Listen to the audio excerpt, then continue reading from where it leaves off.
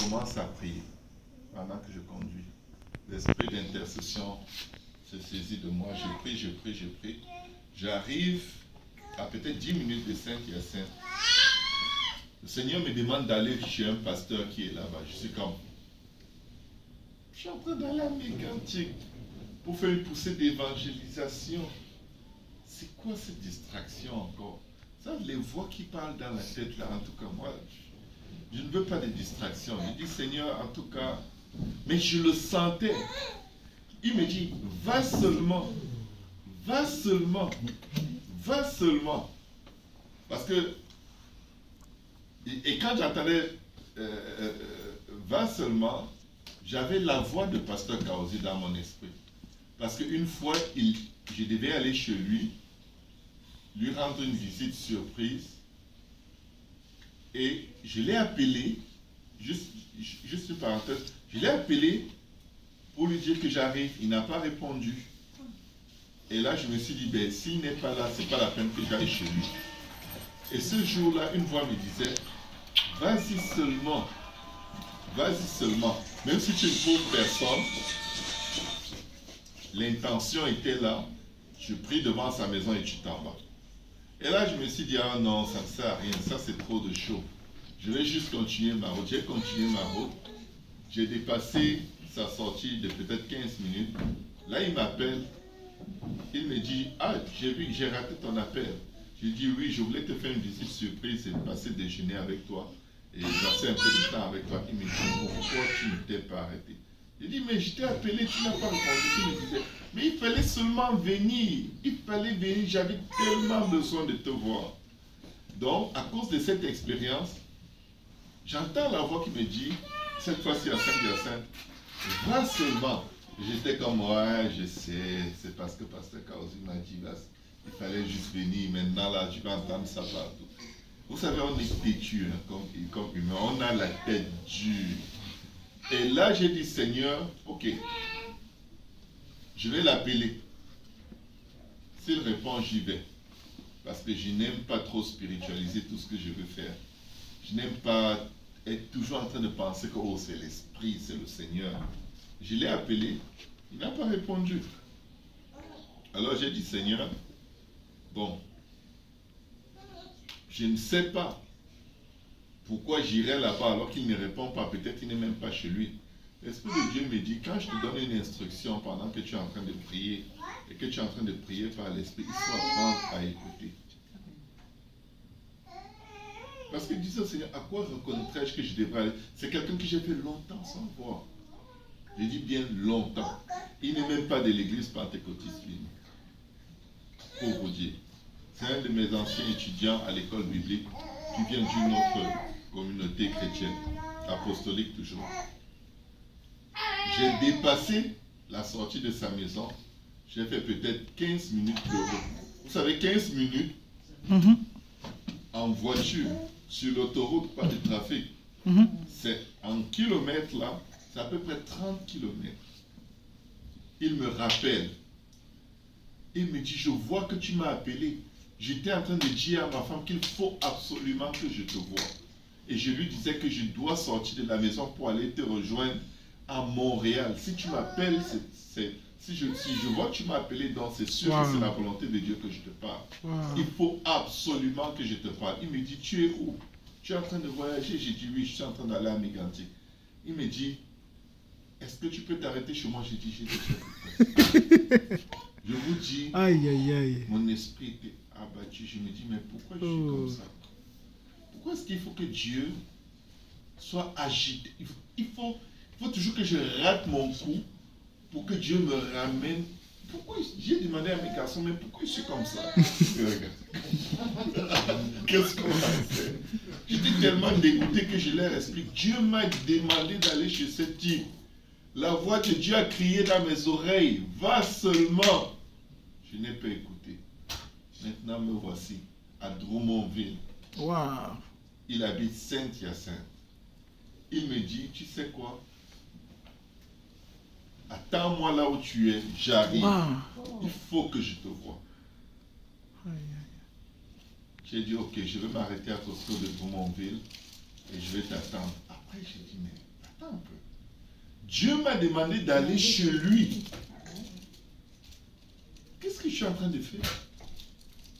Je l'ai rappelé, j'ai dit, attends-moi chez toi, je reviens. J'ai fait demi-tour. La déception de moi-même dans l'âme.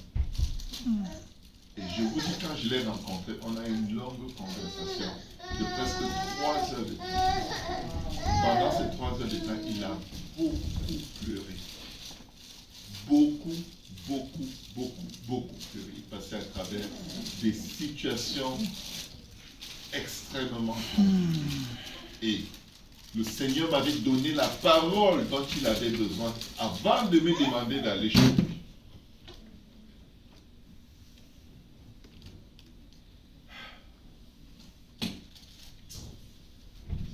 J'étais là-bas, j'étais content d'avoir payé le prix de mes erreurs en dépensant une bonne quantité de carburant, 30 km, 40 km gratuitement. Et sans compter le temps qu'on y laisse, tu ne peux pas rattraper ce temps-là. Mais j'étais un peu traumatisé. Je veux dire, j'étais dérangé, je n'étais pas... Vous savez, la Bible dit qu'est-ce que l'homme? Ça m'a directement fait penser à tellement d'instructions qu'on rate de la part de l'Éternel parce qu'on a nos idées de comment on veut paraître, de ce qu'on ne veut pas faire, de ce qu'on ne veut pas donner comme impression. Je ne voulais pas paraître trop spirituel. Et le Seigneur m'a dit, avant que je ne vais pas son entrée, la sortie qui menait chez lui, vas-y, si tu ne le trouves pas, tu imposes les mains sur sa maison avec tes fils. Vous priez pour lui et vous partez. Dieu m'a même donné des alternatives pour me convaincre. Vas-y.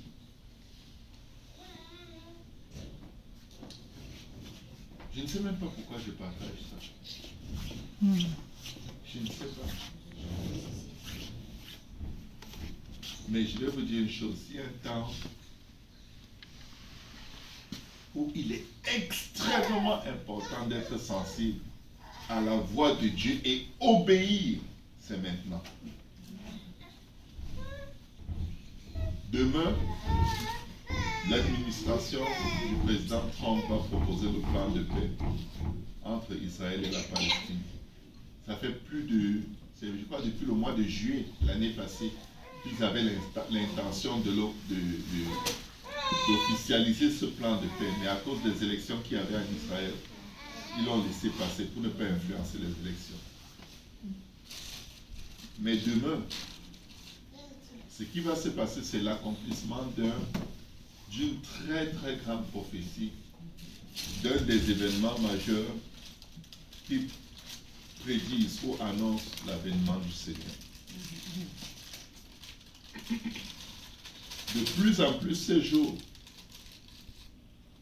chaque fois que je prie, j'ai l'impression que on avance vraiment aveuglement vers des événements qui vont être tellement radicaux, tellement rapides et qui vont changer radicalement le cours de la vie. C'est pourquoi je vais juste dire une chose. Ce qu'on ne fait pas maintenant, on n'aura pas le temps de se rattraper. On n'aura pas le temps. Je vous le dis, on ne l'aura pas. La face de la terre va entrer en mode survie. En mai au mois de mai de l'année passée, quand j'allais en Europe, j'ai eu 2 rêves dans lesquels le président Macron parlait à la nation française. Il avait pris la parole pour expliquer pourquoi il était nécessaire que la France entre dans la 3e guerre mondiale contre l'Iran. Toutes les nations européennes avaient décidé d'en finir avec l'Iran. Et j'ai eu ces rêves quand la relation entre l'Europe et l'Iran était très bonne. L'Iran commençait à arrêter des bateaux, ça commençait à énerver les Anglais, les Européens.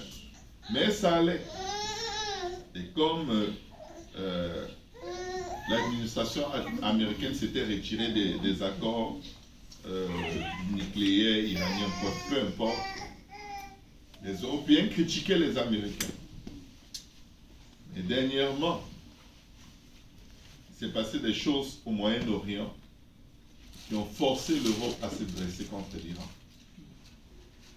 Surtout quand ils ont tiré sur cet avion qui portait des passagers internationaux. Là, le monde entier regarde. Est-ce que vous allez continuer de soutenir ces gens qui font n'importe quoi, ce gouvernement? Ce n'est pas le peuple, c'est vraiment le gouvernement, parce que le peuple n'est pas derrière ce gouvernement. Et là, ils ont porté, les pays européens ont porté l'affaire à la Cour internationale de justice, quelque chose comme ça. Ce qui a énervé radicalement le gouvernement iranien. Et selon ce que j'ai pu lire dans les médias, le gouvernement iranien menaçait de révéler tous les noms des dirigeants de ce monde qu'ils ont corrompus afin qu'ils signent les accords du nucléaire. C'est-à-dire qu'ils menacent de faire tomber tous les gouvernements européens par un scandale. Ce qu'il faut savoir, c'est que dès que tu menaces un gouvernement européen et que tu as les preuves, il déclenche la guerre dans ton pays. Ils l'ont fait avec Kadhafi, ils l'ont fait avec plein de dirigeants de ce monde. Mais là où je vais en venir, c'est ceci. Si l'Iran n'a plus les Européens comme alliés, l'Iran va faire des dégâts. Parce que le peuple ne veut plus de ce gouvernement au pouvoir. Quelqu'un va se dire, oh, pourquoi je parle de ces choses? Ça ressemble à la politique. Ce n'est pas la politique. C'est des prophéties. Amen. Et c'est dans vos Bibles. Dans le livre de Daniel, la Bible parle des 4 anges qui sont liés autour du fleuve de l'Euphrate qui vont être relâchés. C'est une zone à 98% musulmane. Toute cette région de l'Euphrate est dominée par des pays les plus islamisés au monde. Et le pays le plus redoutable de tous, c'est l'Iran. Si l'Iran déclenche, parce que le gouvernement n'a plus sa population derrière eux, n'a plus les Européens derrière eux, est étranglé par la nouvelle politique américaine qui veut les combattre à cause du terrorisme, l'Iran peut tirer n'importe où, sachant qu'ils n'ont plus rien à perdre. Les dirigeants iraniens ne sont plus en sécurité dans leur propre pays, ni nulle part ailleurs dans le monde. C'est juste pour dire qu'il ne leur reste qu'une seule option. L'option de se lancer dans une campagne suicidaire qui va détruire tout le monde. Et la Bible parle d'une guerre qui va détruire un tiers de la population du monde. C'est là où je veux en venir. Ça ne prend pas 24 heures pour que ça se passe, pour que ça commence. Ça ne prend pas 24 heures pour que ça commence. Et s'il est écrit qu'un tiers des humains vont mourir, ça veut dire qu'il n'y aura pas de lieu de refuge sur la face de la terre. Tu ne pourras survivre que parce que Dieu a déterminé que non, toi tu vas échapper. Que tu sois juste, que tu sois injuste, que tu sois bon, que tu sois méchant, un tiers de tout ce qu'il y a sur la face de la terre va y passer. C'est déjà écrit. Maintenant, je vais dire quelque chose à l'Église de Dieu. Donnez une raison à Dieu de vous garder en vie pour le salut de ceux qui vont vivre. Parce que tous ceux qui vont survivre ne seront pas convertis. Les 2 autres tiers auront besoin de quelqu'un qui va leur montrer le chemin vers Jésus. Et je peux presque te garantir, à moins que Dieu voie dans les prochains jours de ta vie que tu vas rétrograder et tu vas faire quelque chose qui n'est pas bien, de sorte que tu vas perdre ton salut. Il peut permettre que la guerre t'enlève pour te sauver. Il peut permettre que la guerre, que tu sois une des victimes de cette guerre qui efface un tiers des populations de la terre, pour ton salut. Tout ce que Dieu fait est bon. Amen. De toute façon, c'est aux yeux des hommes que nous mourrons. Aux yeux de Dieu, nous ne mourrons pas. Amen. Ta chair arrête de vivre, ton esprit est toujours vivant devant lui. Tu le vois immédiatement. Tu vois tout ce qui se passe immédiatement. On n'arrête jamais de vivre. C'est le corps qui meurt. On vit toujours. Nous sommes des êtres éternels. Mais on vivra où? si la mort venait à nous prendre? C'est la question qu'il faut se poser. On vivra où? Juste pour dire, on dit l'enlèvement c'est demain, l'enlèvement c'est à tout moment. Il y a plein de thèses. Ce n'est pas important. Je vais vous dire ce qui est important. C'est que si Dieu t'enlève juste le battement de cœur aujourd'hui, ce sera quoi le bilan en fait? Donc ce sera juste ça. Certains gens vont être tellement choqués de se rendre compte qu'ils espéraient vivre et leur vie est complètement passée. Ils n'ont jamais vécu. Ils espéraient avoir une meilleure vie, mais ils ont eu l'opportunité d'avoir une meilleure vie avec le Seigneur. Ils l'ont laissé passer à cause des soucis de la vie, les querelles, les guerres, les haines, les jalousies, les méchancetés. On a résumé notre petite existence terrestre à se juger et à juger les gens, à se condamner et à condamner les gens, à avoir nos opinions.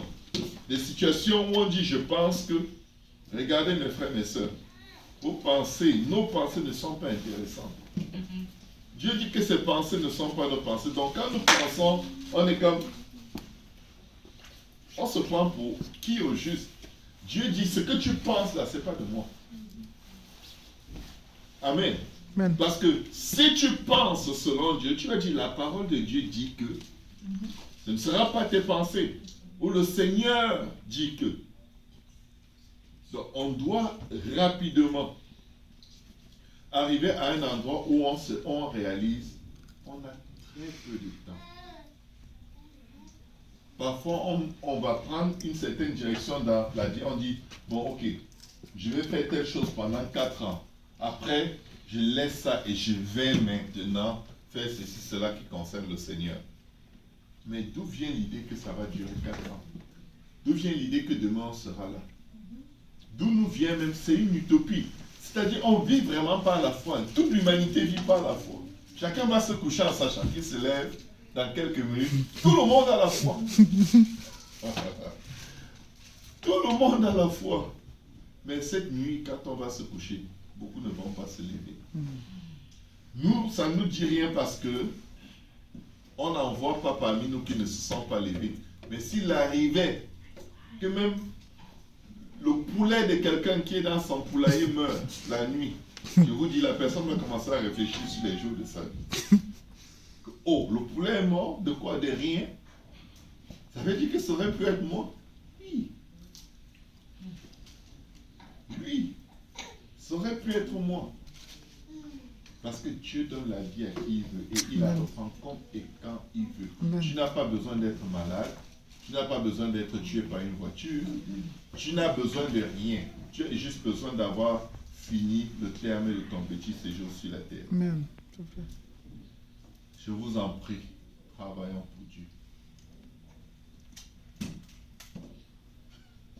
Offrons-nous à Dieu. Commençons nos journées en demandant à Dieu, Seigneur, qu'est-ce que je peux faire pour toi? Commençons nos journées en disant, me voici Seigneur. Y a-t-il une façon de parler, d'agir ou de faire que je pourrais manifester aujourd'hui qui va élever ton royaume, élever ton peuple, protéger mes frères et mes sœurs? Parce que vivre à notre façon et demander à Dieu d'être notre bodyguard pendant qu'on vit à notre façon, ça ne va plus marcher. J'ai ri, mais je suis terrifié. Ça ne va pas marcher. La Bible dit, Matthieu 24, comme Jésus s'en allait au sortir du temple, ses disciples s'approchèrent pour lui en faire remarquer les constructions. Mais il leur dit, écoutez bien, voyez-vous tout cela? Je vous le dis en vérité, il ne restera pas ici pierre sur pierre qui ne soit renversé.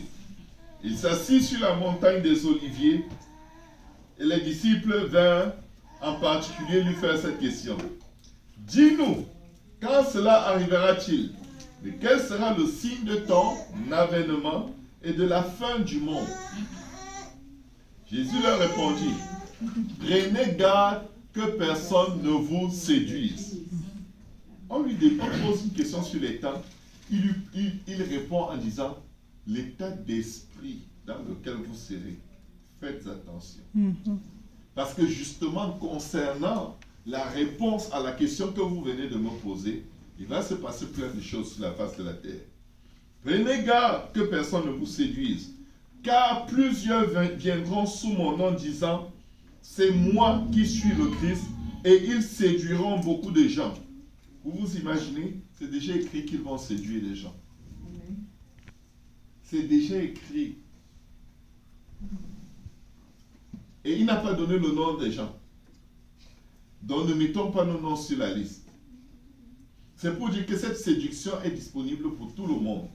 Verset 6, la Bible dit, et ça c'est le Seigneur qui parle, vous entendrez parler de guerre et de bruit de guerre. Qu'est-ce qu'il dit?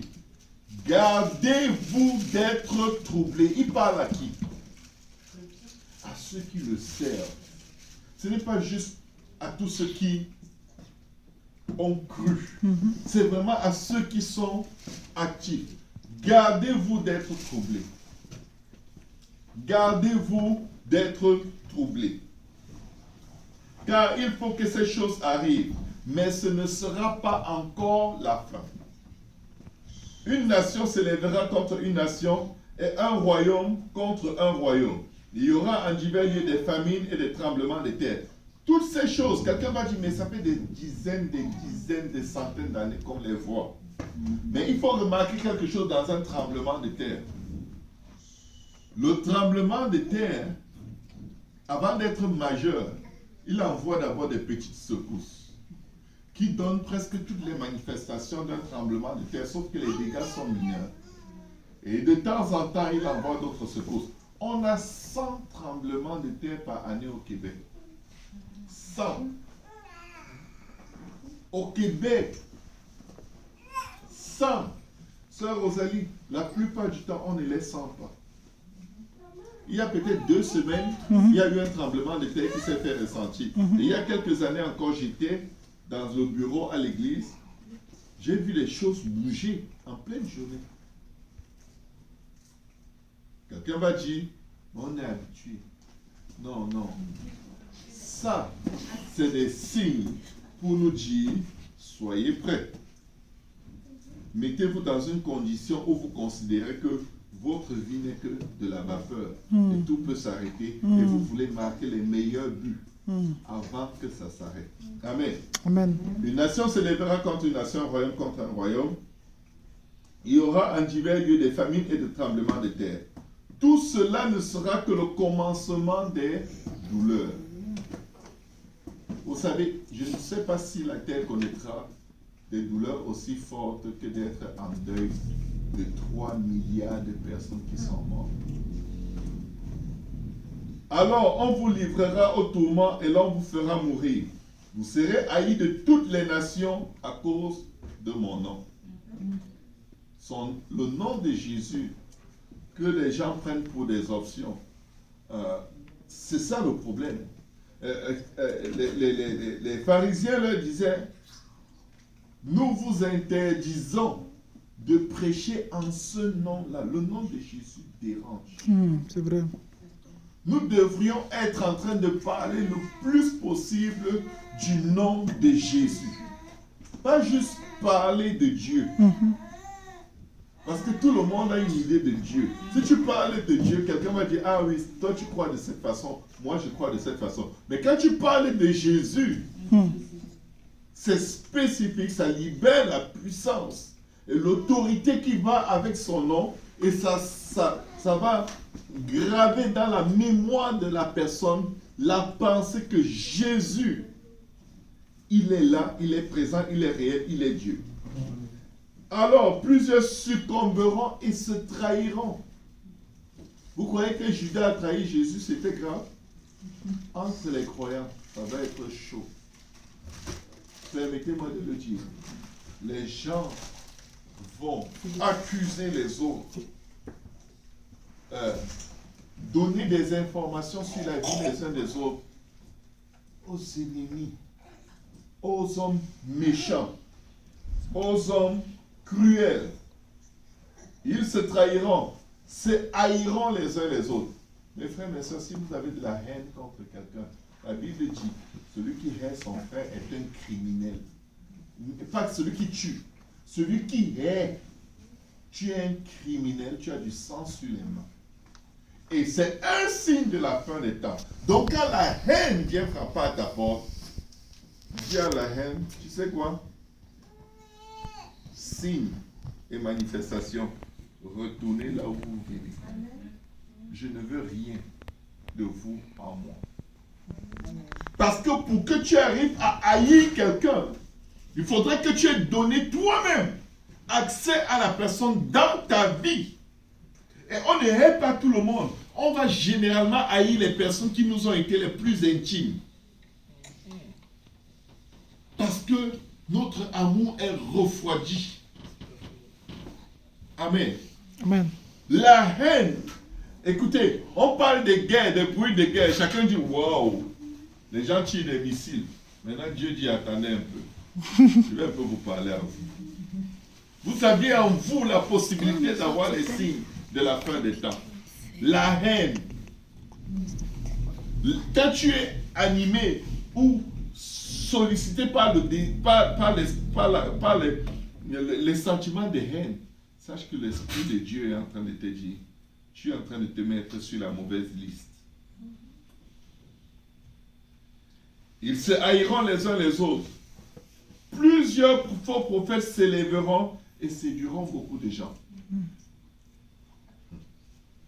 Vous savez, quand on est animé par les sentiments de haine, on croit tout. Pourvu que ce ne soit pas ce que la personne qu'on déteste croit. Oui.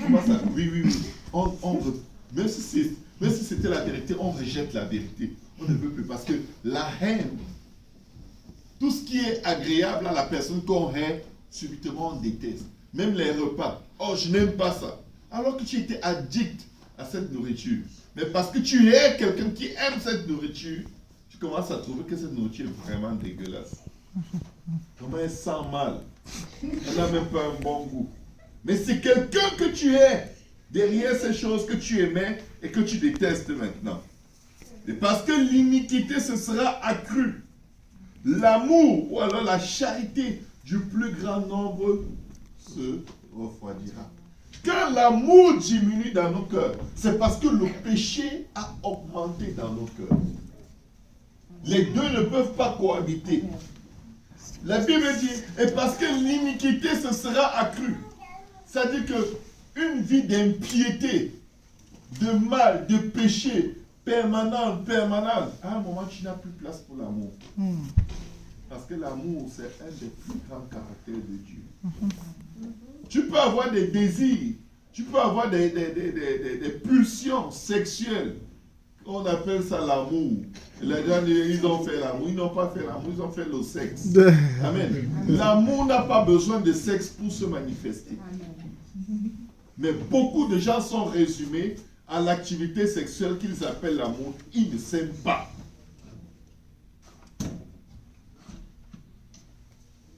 Mais celui qui persévérera jusqu'à la fin sera sauvé. Écoutez bien, malgré toutes ces catastrophes, malgré tout ce massacre, cette bonne nouvelle du royaume sera prêchée dans le monde entier pour servir de témoignage à toutes les nations. Alors viendra la fin. Guerre, bruit de guerre, ce n'est pas encore la fin. Si ça déclenche, que quelqu'un ne vienne pas vous dire c'est la fin du monde, ce n'est pas la fin. Alléluia. C'est pourquoi, il dit bien ceci. C'est pourquoi lorsque vous verrez l'abomination de la désolation dont a parlé le prophète Daniel, il revient sur une prophétie de Daniel qui est déjà des milliers d'années en arrière, ou peut-être 500 ans, je ne sais pas combien d'années en arrière. Il te dit que dans l'avenir va s'accomplir quelque chose qui avait été prophétisé dans le passé. Et là, il est dans son temps, il y a 2000 ans. Amen. Amen. Il dit, lorsque vous verrez l'abomination de la désolation dont a parlé le prophète Daniel établi en lieu saint, que celui qui lit fasse attention. Qu'est-ce qu'il a dit? Le lieu saint, c'est où? c'est dans le temple. Il a dit plutôt que le temple va être détruit, complètement éradiqué. Mais il te dit que l'abomination va se faire dans le temple. Alors que ceux qui sont en Judée fuient dans les montagnes, que celui qui sera sur le toit ne descende pas pour prendre ce qui est dans sa maison. Il n'y a personne ici qui reste sur le toit. Alléluia. Ça, c'est en Israël que les gens restent sur les toits. Parce que les toits des maisons sont souvent faits en terre cuite. Même ça, c'est même avant. Amen. Je ne sais pas si maintenant ils ont encore des structures ou des habitations comme ça, sœur Rosalie, au Moyen-Orient.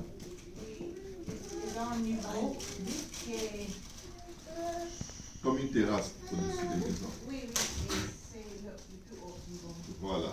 C'est comme ça que c'est là où Rahab a caché les espions dans l'histoire de Josué et Jéricho. C'est un peu leur habitude. Et ça garde la maison toujours fraîche. La Bible dit que celui qui sera sur le toit ne descende pas pour prendre ce qui est dans sa maison. Cela nous situe aussi sur le lieu où l'abomination de la désolation va se passer. C'est au Moyen-Orient. Amen. Mais il y aura un impact sur toute la face de la terre. Et que celui qui est dans les champs ne retourne pas en arrière pour prendre son manteau. Malheur aux femmes qui seront enceintes et à celles qui allaiteront en ce jour-là.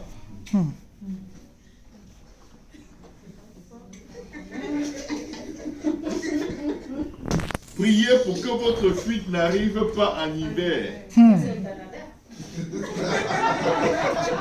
Attention. Ni un jour de sabbat. Ceci indique que il est vraiment en train de parler à ceux qui observent le sabbat. C'est qui? Israël. Mais pour que Israël retourne à l'observation stricte du sabbat, il faudrait qu'ils soient retournés dans leur rituel de sacrifice des animaux et dans tous les rituels de l'Ancien Testament. Il faudrait qu'Israël ait atteint un niveau de restauration presque total avant qu'ils arrivent à être au point où le jour du sabbat, on entend des coups de feu, on ne bouge pas. Personne ne bouge, personne ne fuit. C'est le sabbat, si tu cours, Dieu va se fâcher. Aïe, aïe, aïe. Vous savez que c'est ce qui s'est passé lors de la guerre, je crois la guerre de 6 jours. On les avait attaqués, ils ne bougeaient pas. Ils n'ont pas bougé, mais quand la période est passée, ils se sont levés. Je crois qu'ils ont mis à terre 4 pays en quelques jours. 4 pays. Ils ont écrasé 4 pays. Oui, c'est Dieu qui a combattu pour eux. Oui. Ils ont éteint des armées qui n'ont même pas pu décoller. C'est-à-dire qu'un pays qui veut leur faire la guerre n'a pas eu le temps de bouger un avion. Ils avaient tout écrasé. C'était la main de Dieu. Amen. C'était vraiment la main de Dieu. La Bible dit ceci. Car alors la détresse sera si grande, écoutez bien, qu'il n'y en a point eu de pareil depuis le commencement du monde jusqu'à présent et qu'il n'y en aura jamais. Quelqu'un va me dire que, oh, ça c'était lors de la destruction du temple. Ce n'est pas ça. Dieu parle d'une détresse qu'il n'y en a jamais eu et qu'il n'y en aura jamais plus. Mais la détresse de la Troisième Guerre mondiale, qui va détruire 1/3 de la population du monde, va dépasser cette détresse-ci. Si on associe ceci à la destruction du temple, c'est juste pour dire, ça va arriver. C'est encore dans l'avenir.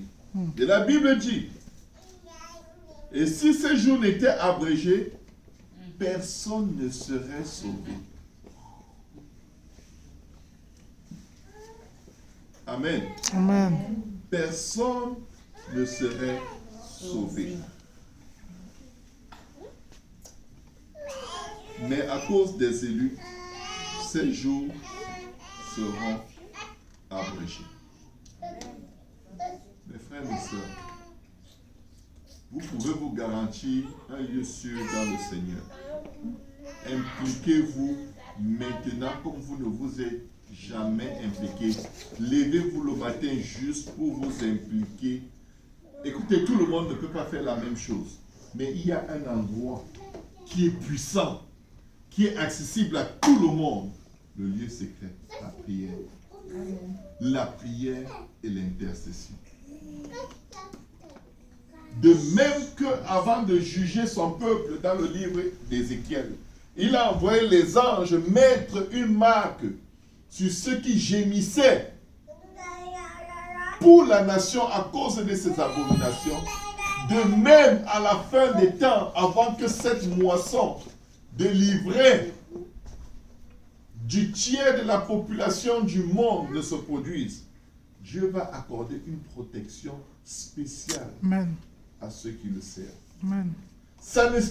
Il a dit, ne soyez point troublés. Ça veut dire, inquiète-toi, ne t'inquiète pas, ça ne va rien changer. Ça ne va rien changer. Tu fais paniquer les gens, toi-même tu paniques, tu vas faire quoi? Dieu m'a dit, achetons des sacs de riz, on creuse le sous-sol de l'immeuble, on cache là-dedans. Quand les bombes vont commencer, on va aller manger le riz.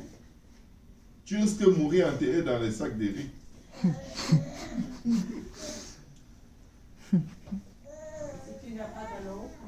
Voilà, si tu n'as pas d'eau, tu vas détester le riz. Mes frères, mes sœurs, Oh Seigneur. Nous pouvons faire quelque chose. Nous pouvons faire la différence. Lèvons-nous et on va prier. Amen. Et notre requête, c'est là. Seigneur, aide-moi à être de ceux qui vont être dans ta moisson. Amen. Le Seigneur dit, priez. La moisson est grande, mais les ouvriers sont peu. Ce n'est pas que les chrétiens sont peu. Il y a des milliards de chrétiens sur la face de la terre. Mais des chrétiens qui travaillent pour Dieu. Vous vous rendez compte que les statistiques, les meilleures statistiques disent que 20% seulement dans chaque assemblée font le travail de tout le reste. 20%, c'est-à-dire sur 10, il n'y a que 2 qui sont vraiment donnés. Nous avons le potentiel d'influencer l'œuvre de Dieu. Amen. En criant à Dieu jusqu'à ce qu'il accomplisse ses promesses. Lèvons-nous, on va prier. Nous voulons faire partie de ceux qui vont faire la différence. De ceux qui vont s'appuyer sur le Seigneur. Et Dieu va s'appuyer sur eux. Et Dieu va les préserver afin que cet évangile soit prêché par eux à toutes les nations. Les temps les plus fâcheux qui peuvent arriver sur la face de la terre ne vont pas empêcher l'évangile d'avancer. Je vous garantis, si une seule bombe est tirée, d'ici mercredi, jeudi, ce sera plein ici. Oui, ce sera plein. Dernièrement, quand Trump a tué un général iranien et tout le monde avait peur qu'il réagisse, tout là, mes gars, m'appelait, tu viens quand? Tu viens quand? Les gens qui avaient disparu de la face de la terre, ils ne savaient même pas s'ils sont encore là. Qui m'a appelé, dit, je veux venir. Si vous avez encore des services, il a dit, ok, la bombe. Hein. On craint la bombe. Gloire à Dieu. Dieu tient tellement à nous sauver que s'il faut nous faire peur pour nous ramener avant que la catastrophe ne vienne, on le fait. On le fait avec nos enfants, n'est-ce pas? Tu dis, oh, ne va pas dire, il y a le chien. Le chien, il rentre rapidement. Bon, écoutez, venez sans qu'il ne vous effraie. Parce que si vous vous habituez à résister, quand il va vous effrayer, vous allez croire que c'est juste un jeu et ça va vous détruire. Sauf que Dieu, lui, n'effraie pas. C'est réel. Alléluia. Moi, je veux que la marque du Christ soit tellement prononcée sur moi. Amen.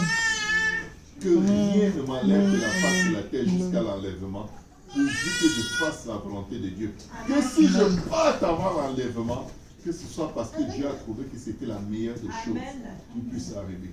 Je ne veux pas rater l'enlèvement à cause des chicanes avec les êtres humains, ni à cause des problèmes d'argent, ni des besoins, ni de manger, ni de boire. Non, je ne veux pas. Je veux faire la volonté de celui qui m'a appelé des ténèbres à sa merveilleuse lumière. Élevons nos voix et prions.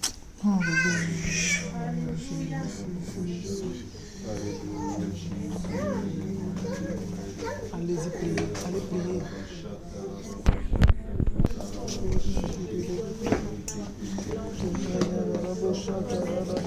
Jésus. Au nom de Jésus, Alléluia,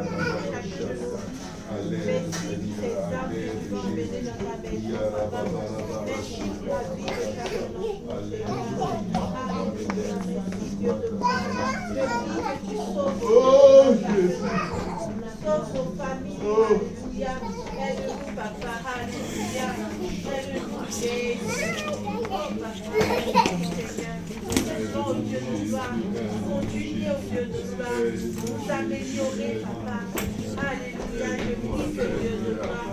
Tu gères, oh Dieu de gloire. Tournez mon cœur, papa. Aide-moi à connaître les défauts de mon cœur. À connaître les défauts, oh Dieu de gloire. Que Jésus.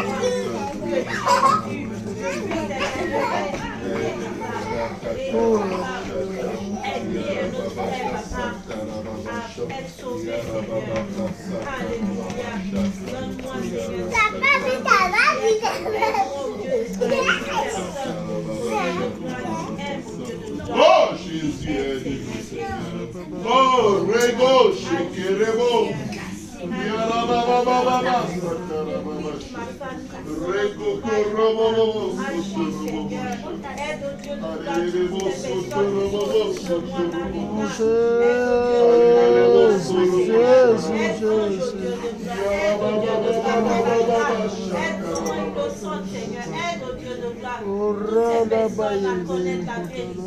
Et à se donner à toi, Seigneur, à se faire baptiser, à recevoir le Saint-Esprit et à vivre pour toi et à gagner des gens pour toi, papa.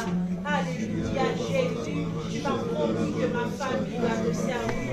Et je prie que Dieu de gloire, alléluia, tu trouves cette porte, oh Dieu de gloire, dans ma vie, Seigneur. Que mon grand-père, que toute ma famille vienne à toi, Seigneur. Que ton Dieu m'accepte, que ton Dieu m'approuve, oh Dieu de gloire. Prions pour cette région, s'il vous plaît. Prions pour Pierre.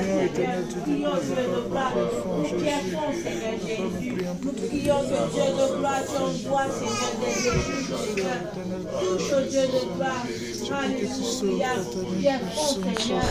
Que Dieu de gloire, nous puissions, Seigneur, toucher les âmes, Dieu de gloire. Qu'ils entendent, au Dieu de gloire, dans les envies, papa. Aide-nous, Dieu de gloire, fais-nous cette année de grandeur. C'est l'année d'un Seigneur, et nous, Seigneur Jésus, avoir d'un Seigneur. Alléluia, que l'évangélisation, papa, nous tienne à cœur, Seigneur, et que Père, nous sortons parler de toi, sans Dieu de gloire, peur, sans Jésus, papa, sauve dans cette ville, sauve les Québécois, sauve. Papa, pardonne le péché de ton peuple ici, pardonne, papa, aux jeunes, pardonne aux femmes, aux hommes, pardonne aux familles, papa, pardonne l'éternel, pardonne l'éternel, Jésus, pardonne l'éternel, pardonne l'éternel, pardonne l'éternel, pardonne Jésus. Pardonne l'âme par ton sang, Jésus, papa. Sauve Pierrefonds, sauve Pierrefonds, sauve Pierrefonds, Jésus, sauve Pierrefonds, sauve Rosboro, sauve Pointe-Claire, papa. Sauve de là des homos, sauve l'ouest de l'île au nom de Jésus. Papa, sauve l'ouest de l'île au nom de Jésus. Sauve l'ouest de l'île au nom de Jésus. Papa, sauve nos familles, sauve ton peuple au nom de Jésus. Au nom de Jésus, sauve-nous, Jésus. Dans ta grâce et ta bonté, dans ton amour, dans ta fidélité, Papa, sauve-nous, sauve-nous, sauve ton peuple ici. Éternel, Papa, sauve par ta grâce et ta bonté. Sauve par ta grâce et ta bonté. Sauve ta grâce et ta bonté au nom de Jésus.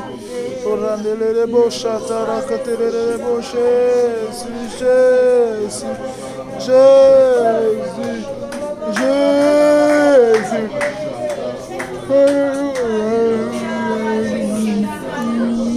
Éternel,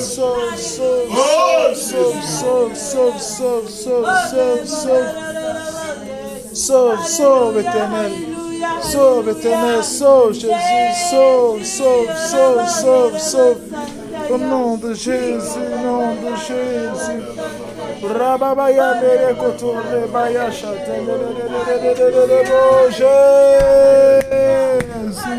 Papa, sauve par ton bras puissant. Sauve, Éternel, sauve, Jésus. Sauve, Jésus. Sauve, Jésus. Sauve, Jésus. Alléluia, alléluia, alléluia, alléluia, alléluia, alléluia.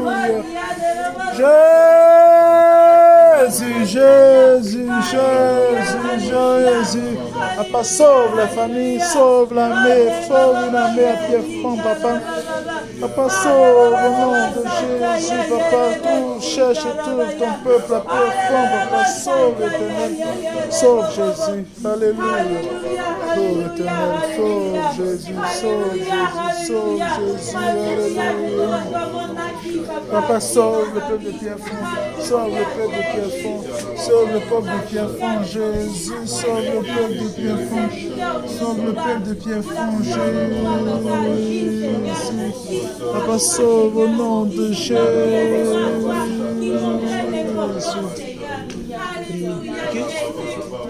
Sauve, éternel Dieu de gloire, Jésus, sauve.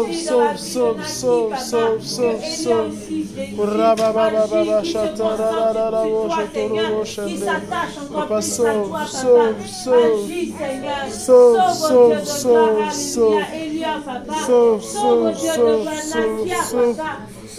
Nom de Jésus, Papa, sauve ton peuple, sauve les familles, sauve les familles. Papa, délivre des liens du péché, des liens de la drogue. Papa, que ces liens tombent et que ton peuple te serve à pied fond au nom de Jésus. Et qu'une âme puissante se lève et te serve. Papa, idolâtrie de la religion au nom de Jésus. Ayez quelqu'un avec qui vous priez de temps en temps. Je vous encourage fortement. Les sœurs, cherchez-vous une sœur que vous allez souvent appeler, avec qui vous allez prier. Et les frères, pareil. Ne restez pas seuls. Vous pouvez avoir votre vie de prière intime seul. Vous devez l'avoir. Mais ayez quelqu'un qui va vous aider. Amen. Qui va vous redynamiser, qui va prier pour vous et avec vous et ouvrir vos perspectives spirituelles dans un endroit où vous ne pensez pas. Nous en avons besoin plus que jamais. Amen. Que le Seigneur vous bénisse, que le Seigneur vous fortifie. Amen. Que la main et la grâce de Dieu soient sur chacune de nos vies. Amen. Au nom de Jésus. Amen. Soyez bénis au nom de Jésus. Amen. Est-ce qu'on peut acclamer le Seigneur? Alléluia. Jésus. Merci Jésus. Merci Papa. La fidélité Jésus. Alléluia. Alléluia. Gloire au nom de Jésus. Gloire au nom de Jésus. Gloire au nom de Jésus. Alléluia.